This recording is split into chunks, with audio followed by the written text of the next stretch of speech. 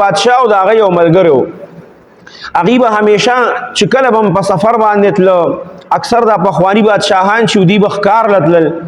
که ښکار له به تله په سفر باندې به تله نو دغه ملګری به یې ځان سره بوته سپایان به ورسره ومو خو چې په ښکار پسې به لرې وتل داسې نو اکثر به ورسره دا خپل ملګری و نو دا ملګري یو عادت و کله چې به م یو څه کار داسې وشو که نه نو ده به د خپل بادشاه ته به یې وې دې ملګري ته چې کله به داسې کار وشو بادشاه به لږ غوندې په هغې باندې پریشانه شو خفه به شو زړه ته به یې تکلیف ورسېده نو دې ملګري به ورته وې چې ګوره بادشاه سلامت څه چې کېږي که نه ګورې اکثر په دې کې الله د دې انسان پیدا چولي په دې کې که د دې انسان فایده نه وي نو دا انسان به بیا د دنیا نه تللی وي به د دې کیسه به ختمه خو په دې کې به د انسان دپاره څه ناڅه فایده وي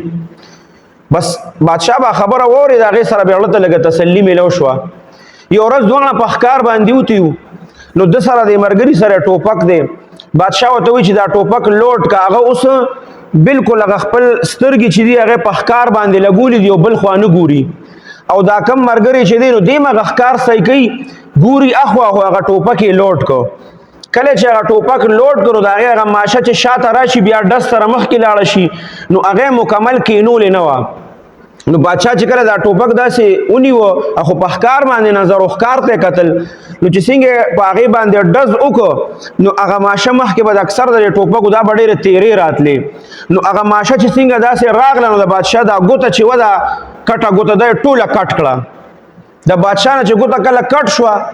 باز بادشاه چې دی نو ده ته په غصه کې وکتل دی ورته وایي چې بادشاه سلامت ګوره څه چې کېږي که نه دا اکثر د انسان د پیدې دپاره کېږي بس بادشاه نورم غصه شو سپایانو ته چې کله راوستو وي دی ګیر کې د ده د وجې خو زما ګوته کنډمه شو مکمل کټ شو په دې ځای کې مکمل له بادشاه ګوته بیا نه وه وی چې کله دربار ته بوتو فیصله کېده بادشاه ورته وي دی قید کې په جیل کې واچوې د یو زما ګوته کټ شو دی وایي چې په دې کې ستا به فایده یې څه ناسه په دې کې به زما څه فایده یي بس په جیل کې واچو وي کال نیم پکې تېر شو هغه په جیل کې و کال نیم پس چې دی نو دا بادشاه بیا ښکار له ووته نو د ده چې کومه ځنګل کې علاقه وه نو دا ملګري هوښیار و ده به ورته وایي چې دا زمونږ علاقه ده د دې نه اخوا مه ځه دې خوا مه ځه نو دې ورسره خو په دغه پیره نه و دی په جیل کې و نو ده هغه خپله علاقه ښکار پسې روانو هغه خپله علاقه هغه کراس کړه نو بل ځنګل ته واوړېده چې کله بل ځنګل ته واوړېده نو پر ځنګل کې اکثر دا ځنګلي خلک اوسېږي اکثر دا تور او دا دغه خلک وي نو هغه علاقې ته واوړېده چې کله واوړېده نو بس هغه خلک چې وو هغې د ادمخور غونتي اکثر دا خلک انسانان خوري نو هغې به هم په دې تکل کې اوسېدل چې یاره چېرته یو انسان به راشي او بس به موږ راونیسو د هغه تازه غوښه به وخورو کله چې دا بادشاه ولید نو دی خو چونکې یوازې روانو پوجیان او سپایان ته نه ډېر وروستو پاتې شوي وو بس هغې ته نه یکدم تو شو او دا بادشاه یې ګیر کړ چې کله بادشاه ګیر کړ نو بیا خو چې د هغې کوم مشر و ابه راغې بس هغه به حکم وکړه چې بس دې اور ته ور واچوي اور ویتې کې په ژوندون به یې ور وته او بیا به ټولو خوړه دی په پړو باندې وتړه چې کله اور مور هر څه بل کړه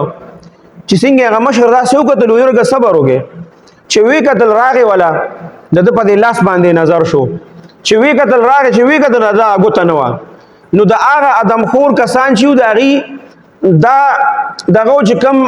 سړی چې دی د هغه ګوته کنډموي یا څه ځای کنډمي نو د هغه غوښه به هغې نه خوړه بس هغه ګوته یې چې ونه وکتل نو وایي چې د ده خو ګوته نشته بس دا پرېږده دا خو خوړل نه دي ټیکه بس بادشاه یې را پرېښودو نو واپس راغی چې واپس راغی نو دی په لاره باندې سوچ کوي چې زما هغه ملګري ما ته وی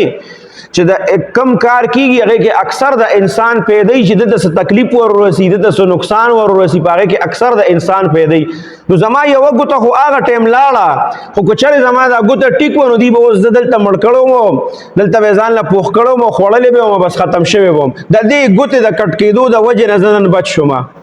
چې څنګه راغې دربار ته ډاري کې حکم وکړو چې زما هغه ملګری راوغواړئ چې ملګری راوغوښته هغه ته یې ټولې کیسه وکړه وایي ګوره د هغې د وجې نه زه د مرګ نه بچ شوم خو ته زه ستا نه معافي غواړم چې ته ما په جیل کې واچولې ملګری ورته وایي زما ګوره زما دا خو ما زه تا ته دا خبره کوم چې څه کېږي هغه د انسان د پیدې دپاره اکثر کېږي وی څنګه وی د ما دا جیل چې و دا هم زما د پیدې دپاره و وی څنګه وی ګوره ظاهري خبره ده که زه د جیل نه بار وم نو زه به تا سره تلم ښکار لکه نه به تلم چې دوانه ښکار لتلی دوانه به گیر کړو